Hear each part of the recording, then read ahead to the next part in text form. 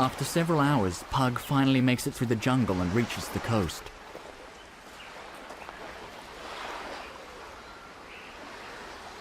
Exhausted from his trek, he collapses under a log. He is completely dehydrated from the experience.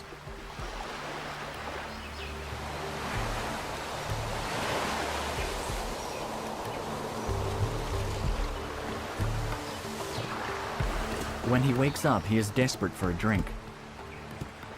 Some teenage boys from a nearby village spot Pug and offer to look after him. One of them, Bruno Nana, still lives in the same village. Ralph is keen to meet him. This man named Ralph. Oh, Ralph. Morning. Good to meet you. Yeah, thank you. Living history. Bruno, do you remember that morning, August 7th, 1942, here on Guadalcanal? Yes. And what did you see?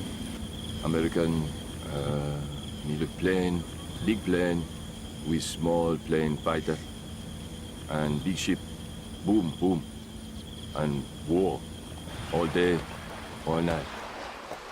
Despite the risk of Japanese reprisals, Bruno is determined to help the wounded airmen. Well, he was quite friendly, and he was in a lot of pain from his bullet wounds. He needed help, and he wanted me to take him to Lunga Point. There wasn't enough time to organize the trip, so we took him to our village and fed him. I cleaned his wounds and stayed with him through the night. At about 4 o'clock, I woke him and took him to the beach. When we arrived, my friend had got a canoe ready.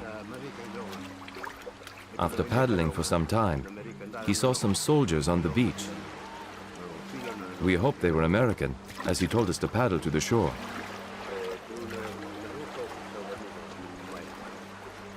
The Marines asked us, "How can we thank you for rescuing our friend?" We said we don't want anything, but they insisted on giving us food and cigarettes. Unknown to Bruno and his friend, Japanese soldiers witnessed the whole exchange. As we paddled back to our village, more soldiers waved at us. But this time they were Japanese. They forced us to come ashore, then they destroyed our canoe. As a punishment, they are tied to a tree for 4 days, without food and water.